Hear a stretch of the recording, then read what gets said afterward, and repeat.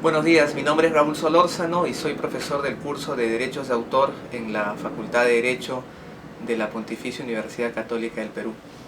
El día de hoy, los alumnos de Iusset Veritas me han pedido comentarles brevemente algunos alcances vinculados al famoso caso del selfie del mono, ¿no? Y si es que detrás de esta figura podríamos tener algún derecho de autor o algún cierto tipo de tutela. Entonces, bueno, primero recapitulemos muy brevemente el caso, ¿no? Hace algún tiempo, un fotógrafo de nombre David Slater se encontraba en Indonesia realizando algunas tomas de la naturaleza y resulta que había dejado durante cierto momento sin verificación ni control algunas de sus cámaras fotográficas, ¿no? Esto fue aprovechado por un grupo de macacos que empezaron a jugar con la cámara, ¿no? Presumo que la habrán cogido, habrán saltado, habrán hecho N cosas, y resulta que de modo circunstancial habían terminado, uno de ellos había terminado tomándose un autorretrato que ahora se conoce más popularmente como selfie, ¿no?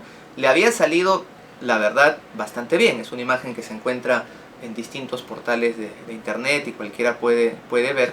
Pareciera, ¿no?, que hubiese habido hasta una pose, una sonrisa, pero bueno, sin duda fue, como el fotógrafo describe, una de decenas de fotos que los macacos fueron tomando, ¿no? Entonces, bueno, inicialmente estábamos ante un hecho completamente gracioso, aleatorio, ¿no? Pero los problemas jurídicos comenzaron y recientemente, hace menos de un par de semanas, nos hemos enterado a través de los medios de comunicación que la famosa organización PETA, ¿no?, Personas por el Trato Ético de los Animales, ha presentado una denuncia ante una corte en San Francisco, los Estados Unidos, para que se declare la titularidad que tendría sobre esta fotografía el mono o macaco. En otras palabras, PETA está solicitando, está buscando que jurídicamente se declare al macaco como autor de la fotografía, ¿no? Entonces, teniendo ya esta base, comentaré algunos alcances adicionales, ¿no? Cuando estamos ante una fotografía, hay que tomar en cuenta dos vertientes. Por un lado, podríamos estar ante una obra fotográfica, ¿no?, susceptible de ser protegida por los derechos de autor y que además entra dentro de los alcances del artículo 2, inciso 17, que señala que obra es toda creación intelectual, artística, científica, literaria, personal y original, susceptible de divulgarse o reproducirse bajo cualquier forma conocida y por conocerse. Pero bajo la definición de obra hay que tomar en cuenta, si ya entramos al tema de la fotografía incluso, que hay dos puntos de ineludible cumplimiento. Es decir, que estemos ante una creación en principio personal, ¿no?, lo cual está relacionado con creaciones que provengan del intelecto humano, ¿no? Tendríamos que estar siempre ante creaciones de personas como nosotros, seres humanos, no de animales ni de robots, ¿no? Es una de las primeras, los primeros requisitos. El segundo es que esta creación sea suficientemente original, es decir, que pueda medirse o pueda encontrarse en la misma alguna, como el Tribunal de la Indecopia señaló, alguna impronta de la personalidad del autor, ¿no? Esto, por ejemplo, aplicado al supuesto de las obras fotográficas, tendría que ver con el trabajo previo que el autor de la fotografía realiza para, por ejemplo, cuadrar una cámara, buscar el mejor ángulo, tener una luz particular, brindar determinadas instrucciones a quien esté posando para la fotografía, el propio proceso de revelado, es decir, hay una serie de elementos asociados para la medición de la originalidad de una obra fotográfica que indudablemente en el caso del macaco no se ha dado, más allá de que en principio no estamos ante una obra que provenga de una creatividad humana, ¿no? Adicionalmente, no hay ninguna originalidad porque la fotografía se tomó de casualidad, ¿no? Entonces no podríamos estar dentro de este primer extremo. Sin embargo, muchos discuten que hay un segundo supuesto dentro de la ley de derechos de autor también, que sería el de la protección a través de una simple fotografía, ¿no?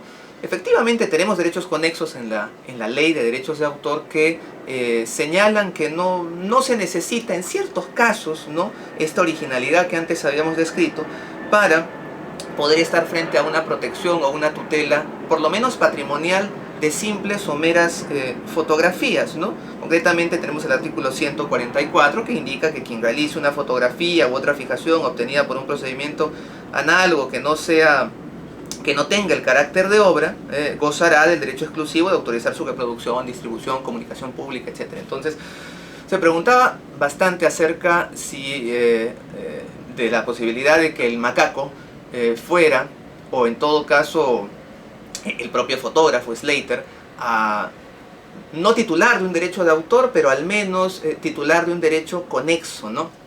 Bueno, al menos en cuanto a lo que corresponde al macaco o mono, no considero que tampoco podamos ampararlo a través de un derecho conexo, nuevamente por su condición no humana, y adicionalmente porque no hubo ninguna acción conducente o voluntaria para que la fotografía, no original, pero fotografía al fin, terminara realizándose o plasmándose, ¿no? Por más que sea pues digamos un selfie, ¿no? Entonces descartaría la tutela a través de derechos de autor, ¿no?, porque no es una obra fotográfica. Descartaría la tutela a través de derechos conexos, ¿no?, porque pese a que no estamos ante una fotografía o ante una obra original, tampoco hubo ninguna voluntad para que esto se realizara, ¿no? Y en tal sentido creo que esta denuncia planteada por PETA no va a prosperar y no se va a poder lograr el propósito de que el mono sea considerado autor ni titular de derecho alguno derivado de esta graciosa circunstancia.